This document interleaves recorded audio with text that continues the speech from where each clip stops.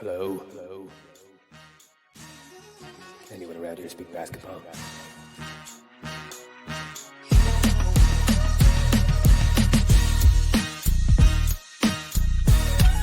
Taking Bobby Webster.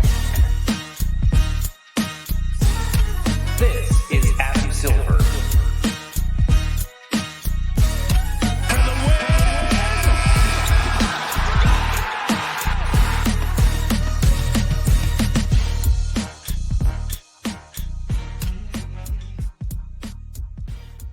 Vision 6-9. What's up, everybody? This is the Confederacy of Dunks Basketball Podcast.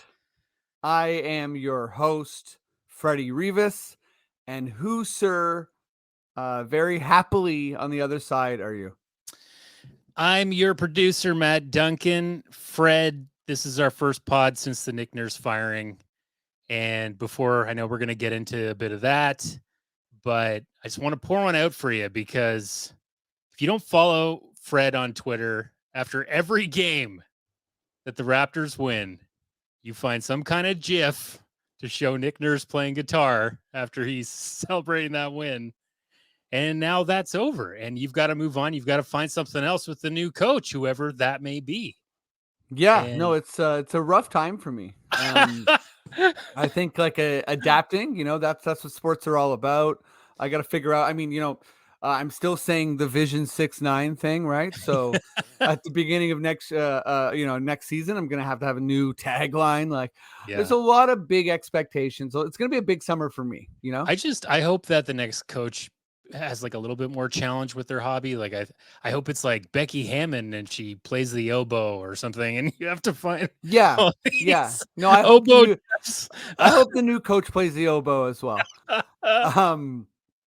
But yeah, we are with Raptors Republic. We are NBA/Raptors pod. I think in the off season we're going to be starting with the NBA and getting to the Raptors. We got comedians, performers, analysts, all sorts of people, and two returning guests today. Very excited. Okay, let's start with you, Filipe. So, question number one. I think everyone is all aboard the parody train. This is the most parody I've ever experienced as a hardcore NBA fan. Please correct me if I'm wrong, but I think it's the most upsets in NBA first round history. I definitely do not remember ever seeing an upset from the 8 seed with the Heat and Bucks, and an upset from the 7 seed with the Lakers and Grizzlies in the same first round. Like, that's wild. Like, that's a rare occurrence in the NBA. It was the 6th time, I think, for both of those seeds to upset. But yeah, wild first round, really entertaining. Filipe, what's your major takeaway from this first round? I think between all that happening and then also the NHL's first round, where there was also a ton of upsets, I think we're really seeing that in North American sports, the tragedy of the regular season. Like, can we just admit that the regular season does not matter at this point? Like, 82, a team could go 82-0, and then if they lose in the playoffs, no one cares about their season. Like, we saw it with like the 73-9 Golden State Warriors. We saw it with the New England Patriots when they lost. They went undefeated during the regular season, lost in the Super Bowl. Like, if you gave me an option of like, hey, your team's going to make it to the finals, but then lose, they could either go in 82-0 or like squeak in as an 8 seed. I would be like, oh, give me the 8 seed every time, because the other option's humiliating. Like, the regular season doesn't matter. In fact, the better you do during the regular season, the worse you look if you get upset in the playoffs. So right. I think we're at the point, and especially since in North America, we put such little stock on the regular season. Like in Europe, like the EPL for soccer, like if you like, that's who the championship is. Like, who does the best during the season? That's who's crowned the champion. But here it's nothing. Like, it doesn't matter. They hand out a trophy to the best regular season records, but that's not the one everyone's playing for. And I think we're really realizing that teams are figuring that out too, in that like they're resting players. After the trade deadline, teams look like way different. Yep. Like, the regular season has basically just become like like an 82 game long preseason, and there's like a 2-week window in like March where the games actually matter, because then you see like the post trade deadline lineups and like before that part of the season when like teams have clinched, so they're just resting players at this point. And outside of that, like it's chaos, and who cares?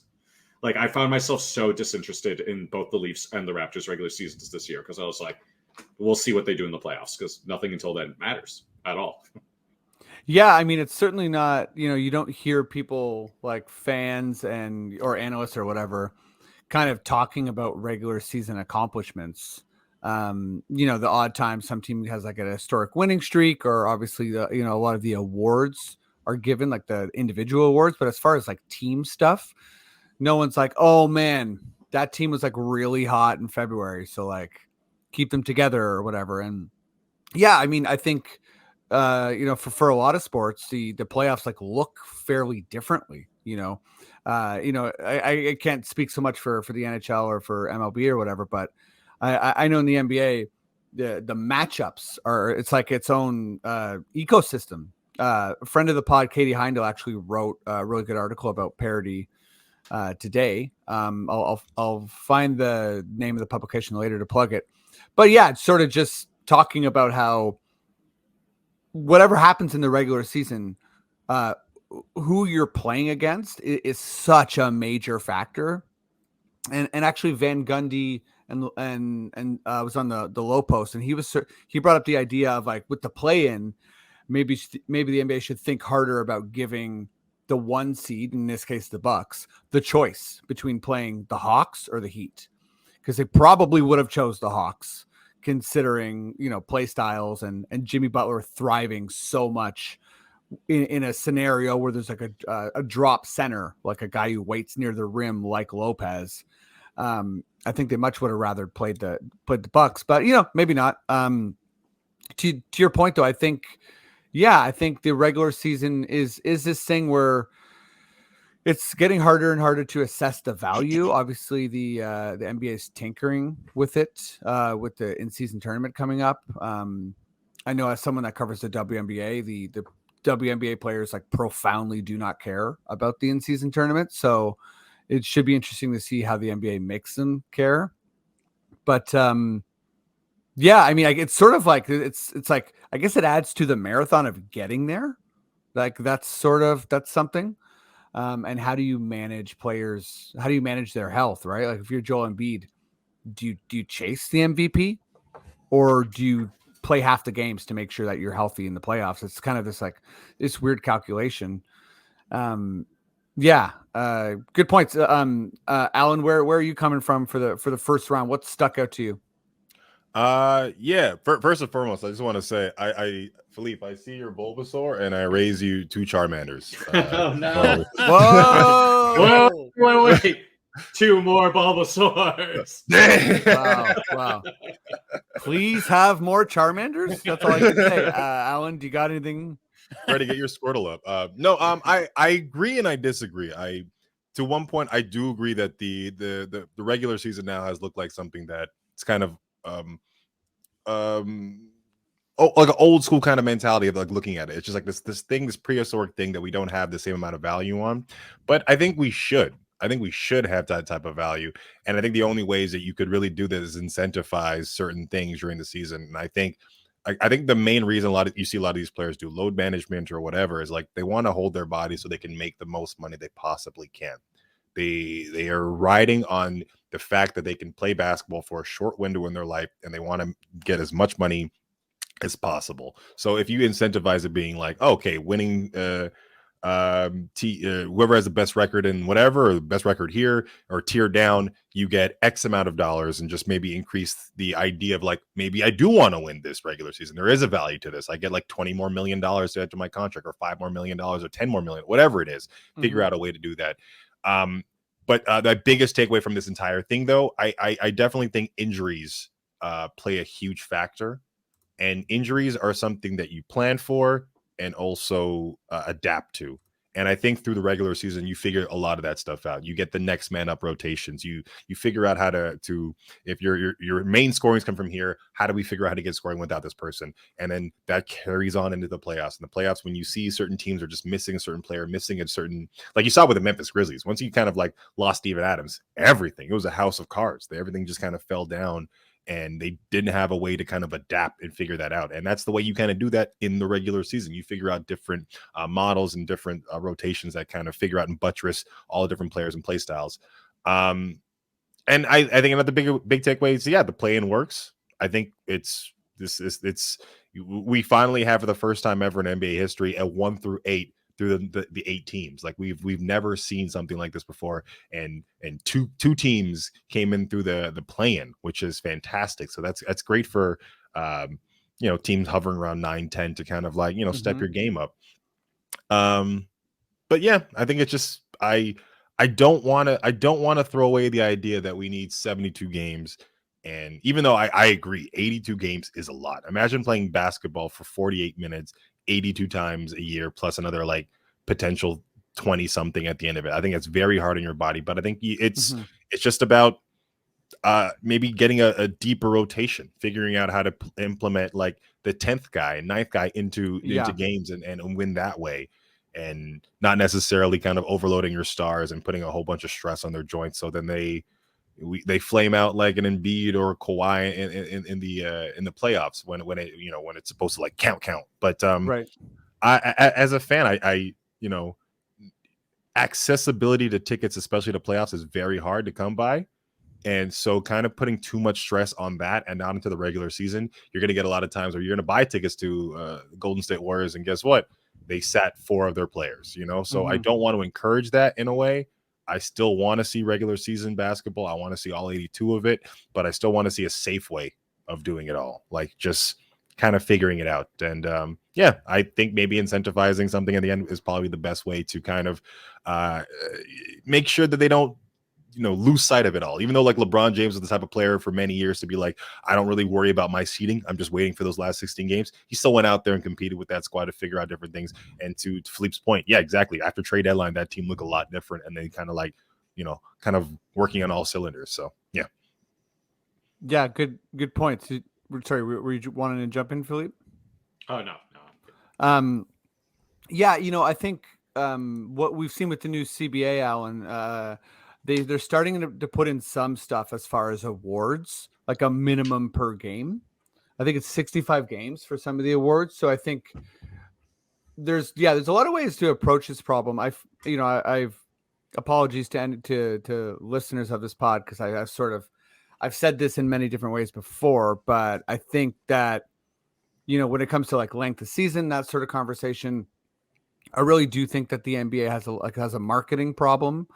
More than anything else. I feel like they market around 15 to 20 players, and they sort of rely on those players playing too much. Like you don't see a lot of sports. We got a lot of hockey people here. What's like a leading ice time for like who leads the league in minutes in the NHL? Am I wrong in saying it's like 22 minutes a game, something like that? About that. Some defensemen 24. will play more. Like some defensemen will play 25 minutes a game, but like Okay. your average like star forward will be like around 21, 22 minutes a game. Right. And I know like once you start to compare sports, it gets pretty funky, because it's like obviously like hockey, your short shifts or sprinting, all that kind of stuff. But I think I feel like that when we expect the star players in the NBA to play.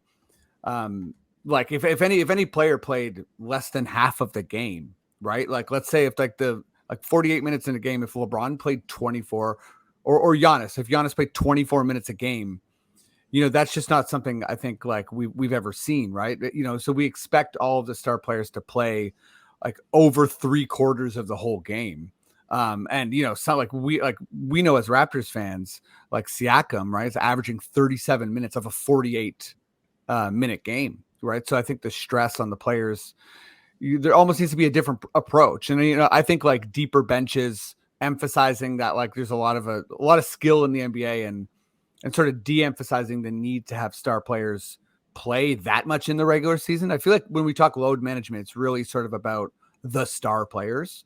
Yeah, so that's kind of where I'm at as far as like the regular season and making it matter from a player standpoint. But I think to Philippe's original point, there still is some disconnect between the stylistic differences. I know I'm jumping around all over the place here, but I know it's a big issue with the MLB, right? Like, as Jays fans, we've had a bunch of teams that it's like, oh man, like our hitting is incredible. And then we show up in the playoffs and we play a team like Kansas that has like a different pitcher for every batter. And it's like, wait a second, does it matter that we're good at hitting? Because they're just going to rifle through pitchers and, not let us get any momentum. And, yeah, I feel like this is quite the tangent from me. So apologies, guys. But I mean, yeah, it's an interesting conversation. Anything to add before we move on? Fuck Boston. Yeah, that's fuck Boston. Filipe, fuck Boston, or do you love Boston? No, fuck Boston. Thank you. Yeah, every team from Boston is a nightmare team. Let's move on to some NBA stuff, or sorry, some Raptor stuff here. I guess serious Raptor shit. Yeah, I mean, we'll be talking about Nurse for a long time, I think. Just as far as like what he brought to the table, what he didn't bring to the table. Obviously, so much may or may not happen with the roster here. But what I'm like most interested in is, so we have this roster right now, right? We don't know what's going to happen, particularly with Fred, Fred, Yak, and Gary. They're all unrestricted free agents. We are probably going to hire, I think the timeline for a head coach is we're hiring a head coach before the draft, right? Because they want to be part of the vision. So yeah, let me go to you, Filipe. What are you hoping the next Raptors coach, whoever that might be, brings to the table? Yeah, I'll preface this by saying I really did like Nick Nurse. I thought he did a lot of great things for the Raptors. Because the next thing I'm going to say is going to sound a bit mean, but I hope the next Raptors head coach has a lot more humility than he did, especially towards the end of his tenure. It kind of felt like he was getting a bit big for his britches, like kind of saying and doing some things that implied he was like bigger than the team or like kind of knew more than a lot of people. And a lot of that I attributed to just like, I think it's almost like gifted kid syndrome, like winning as a rookie head coach kind of like put maybe in his head, like, oh no, I know the way it is. Having a whole country praise him, getting hired to Team Canada, winning as a rookie. Like, I think all that at once kind of like filled him with this energy of like, oh, I'm almost like Jose Mourinho, to bring it back to soccer again. Like winning so early in his career is just like put this energy in his head. Like, I'm the great one. I'm special. If you don't follow my rules, it's wrong. And which is ironic because so early in his career, he was praised for like how well he can like adapt defenses and like adapt to other players and other teams. But then later in his career, like some of the stuff, like people would be like, please use the bench more. Please stop leaning on the starters. Like, please. It seems like he didn't want to change his formula at all. He just wanted to keep using the same players, keep using the same systems. And I would like a player that, or rather a coach that can maybe listen, adapt more, take in other voices and not feel like they need to do everything their way all the time. Yeah, I think that's very fair. I think this Raptors team has a lot more problems than just Nick Nurse. I think I'm a big Masai Ujiri fan, but nobody's perfect, and I think he's made mistakes as well. There's roster chemistry issues, but I totally agree. I've said it a million times. I feel like me and Alan were talking the other day. I think there's this like sort of this assistant coach energy where he was like an intense numbers guy, and it's sort of like it's like he lost the room. I think everyone can agree with that, but I think part of the reason he lost the room is because he stopped reading the room. Like he was sort of like obsessed with like his way, right? His sort of like there's this like idealistic version of basketball, which to your point, Filipe, I think is really odd because as someone that's criticized Nurse a lot, like he really is responsible for so much progressive, cool shit in the NBA, right? He won 2 G League titles with the Grand Rapid Valley. I'm messing that up. The G League team, Yo, Grand. Rio Grande Vipers, Rio Grande Valley. I gotta look it up. But yeah, and he sort of started, like, he helped propel the Harden era, this like 3-point era. Obviously, G State as well, but like he's a big part of the analytics movement. When he was the main assistant for the Raptors, the whole sort of like what was the term we were using? Was it culture shift, or culture reset? Maybe it was. Casey was the figurehead, but Nurse was sort of like the tactical brain. So he really did bring a lot of like genius to the table. But yeah, I agree that there was this sort of, this rigidness, which is odd. But Alan, what are, please comment on the Nurse stuff, but also what are you hoping the next coach brings? Yeah, but I'll talk about what the next coach brings. I hope just systems. I like systems. I like drawn up plays. I love like kooky shit that just like, wait, what? The ball's moving like this many times. That like running like a lot of Spain and different types of just like play movements and just pistol. Like Mike Brown. Just stuff. Yeah, switching it up, and it's just like, okay, I like this. The ball's moving and there's not a lot of stagnation. Stagnation is the enemy of offense. You got to keep that ball moving like it's soccer. Yeah. Like that's the best way to play basketball. You play it like soccer, you're gonna play real good. And I agree that Nick Nurse needs a little bit of humility. I feel like he was talking like Pop, and he ain't Pop, But I want to go on the record that I don't think we should have fired him. I think he was a scapegoat once again for a poor season. And you can be like, yeah, we lost the players, and all that stuff. But I'm like, NBA franchises are not like relationships. You don't need like some space and time to figure things out. I think maybe do a little window shopping while you kind of have this kind of person at the same time, because vacuums are dangerous. Vacuums are seriously dangerous, and it's going to reflect that in our play. It's going to reflect that going forward. I hope it doesn't. I hope we get the right person for the job and the players respond well and we do great and all that stuff. But personally, I'm okay if we suck. I'm okay if we suck because ticket prices are going to come down. I want to pay. I've talked about on Twitter. I want to pay $200 for a preseason front row ticket, courtside tickets to the Hornets. Like, I'm ready for the MLS esports has like increased them way too high. So I'm scared because of like who are the options that we really have right now. I love Becky Hammond, but why would Becky Hammond leave a championship run on an organization that treats her well? Like, it doesn't make sense for her to kind of move. I know a lot of Raptor fans don't want to hire internally, which is like, well, then why did you want this guy fired? Then like, it just seems like if you don't want Nurse, tell me what you want, and then we can play with that. And I don't think we've thought that next part through, because the coaching carousel right now is looking kind of bleak, to be honest. Maybe there is a coach out there in college that's like really doing stuff, but are we going to put all our eggs into a coach that's never actually coached in the NBA? That's kind of hard. It's like preparing for a free agency where you're like, I've moved all these players to free up all this cap space to sign all these players, and it's a year where, like, I don't know, Christian Wood is the top free agent. And you're like, well, why did you do that for this year? Maybe wait for another time. Maybe when you hear inklings of something else happening over there, that's the time. I would have rather given Nick Nurse a little bit of time this year and be like, okay, the team's not responding the same way we wanted to. Now you can go, because to say all the problems were because of him, it's wildly inaccurate. We had injuries that happened. Otto Porter Jr. played like, our 3-point specialist played like 4 games and a half. So we didn't have him. And you started off with a roster that didn't have a center. You're not even going to give Nick Nurse a training camp with Pirtle. You don't want to do that. You don't want to see what we can figure out with that. So, yeah, I'm in the camp of keep him until you figure out what's a better move, and instead of just like firing him and like, well, figure out what it is. And I really hope the next coach is an X's and O's coach with a real tough idea on defense, and knows how to move the ball and keep motion going. But I don't know who that is. Yeah, I think fair points, and I'll sort of jump on the vacuum is a really, really scary thing in the NBA.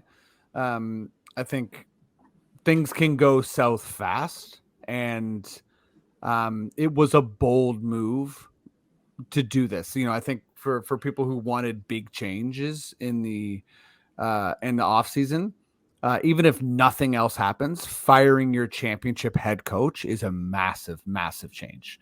Like you don't see a lot of coaches that have won a championship get fired ever. Like it's just not really a thing that happens. It's a very, very small list of coaches in the NBA that have won a championship. So It's always like the Lakers when they fired what's his name? Vogel? Yeah, Vogel.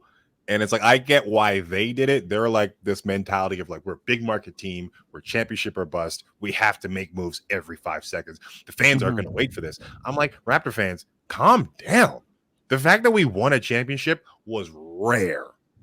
Very, very rare. We need to be very patient with this team moving forward. And I think we should just foster a community or a franchise of winning so we can actually when free agents see this, they're like, wait, maybe I do want to go and pay a little bit more in taxes to play with this team because you know what? It's a good run organization. And right now we don't look like a good run organization with moves like that, at least from my perspective. Yeah, I think that's really fair. Sorry, you got something, Maddie?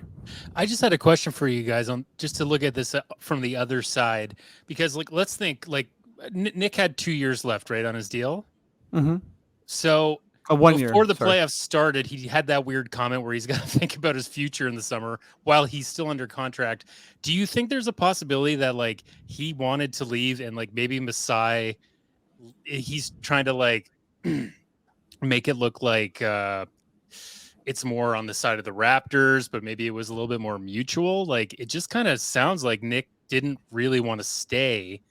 And if he was going to stay, maybe he had some really big asks or something that were ridiculous. I'm not sure. It just kind of feel the way that the season ended with him feels like it didn't seem like he really wanted to go for another season. So I just wonder. Yeah. Yeah. If that's the case, I would like to be a little bit more transparency from organization to be like, listen, we tried everything we could to retain him, but like, say that. And if that is throwing him under the bus, I don't think it is. I think it's just being kind of honest about it. So I think Masai would do something like that. I think he would speak on that, or at least have it some type of phrasing that made it seem like we we wish him the best, but we also wish him the best if he were here, or even more the best if he were here. Yeah, good point. It was a strange move, and like to expand on what Alan said about like, oh, you're not going to give him a preseason with Pirtle, like that trade's like we sent away next year's first round pick, and it's like then it's like what, like that seems very short sighted to like get rid of your pick and then fire your coach, and it's like it feels like you're entering a rebuild without a pick, and it's like it's very confusing and very strange. Yeah, and it's the stars don't line up on that one. Maybe it was a case of like someone above Masai being like, one of you got to go. You went, you didn't go all in, but you bought at the deadline and then lost in the first play-in game. Like it's got to be one of you. And maybe Masai said, okay, it's Nick, not me. But I don't know. It's just, we're in a weird limbo right now. Yeah. I think that's why every Raptors fan is a bit on edge about the whole situation. Yeah, no, I think that's a great point, Filipe. I feel like there's that, and then there's what sort of Alan was saying about like the lack of chill, right? Like I think the Raptors fans aren't, when we were winning, we're not used to winning, so then we won it all, and it was like holy shit, and then there's like we're in that like down, that like winning a championship, like we're not the Lakers, we're not a glamour market. If you think about like the Dallas Mavericks when they won, they had this sort of like denouement of like the years post championship, right? They lost Tyson Chandler right away, and then like sort of one thing after the other, trying to stay relevant.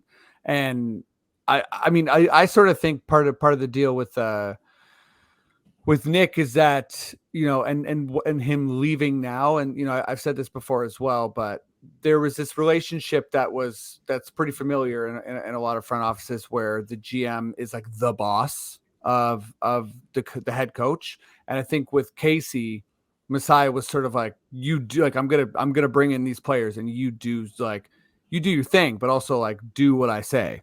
And I think that balance kind of was tilting where Nurse was like, I don't care who you draft. I'm playing who I want to play.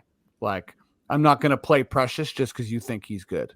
So it was turning into this like power struggle because, Nurse was pretty openly, he would criticize the bench in a way that I think made Masai look bad for a couple years, right? So if you're constantly saying that the guys that you've been given suck, that's killing their trade value. It's really sort of like, it's hurting productivity and then back to your point, Filipe, about like this weird spot we're in. Yeah, we have our pick this year, right? It's going to be like somewhere in the teens. And that should be an interesting addition to the team. But, getting a guy like Pirtle, you assume we're going to resign him. And then also that means we're trying to be good next year. So that means we want that pick to be like in the 20s. So that's a big ask of whatever new coach comes in. Because it's not like you're going to ease into this. It's like we have to be a good team. Yeah, they're like this pick is going to blow up in my face. Sorry. Yeah. Well, it's like they're not allowed to be average next year. They either need to like go all in and like have a good season, or I believe the pick is top 6 protected. It is. So so it's like, okay, if you're gonna suck next year, then really suck. Like suck so you get a top 5 pick. Like and like the Raptors aren't allowed to just be a play-in team next year, which is a rough spot to put a coach in. Yeah. And I mean, I've said this before too, but if you really, really suck, I think you start to flirt with a bit of a ticking time bomb with Scotty, because I don't think Scotty's going to roll like that. I don't think Scotty's going to be in a situation where he's one of the worst teams in the NBA and he's like, it's okay, I like Toronto. I think he's going to be like, I'm from Florida. Like I barely know or care about Toronto. So trade me to the Heat now. Well, he doesn't have a family yet, so I think we're okay. We can hold them on until then. Then he's got kids. You're like, well, you know what? I'm gonna want to raise them American. I think that's God, yeah, the old Antonio Davis. Like, yeah, I want them to have American education, which we know is the best. Shout out to our American listeners. Alan, what's going on? What do you want to plug? Back to doing extremely mid stuff. So look for some content there. I think this summer I'm gonna get one of those GoPros and do little basketball videos, little first person basketball videos. So I'm gonna be posting a lot of stuff like that. Nice.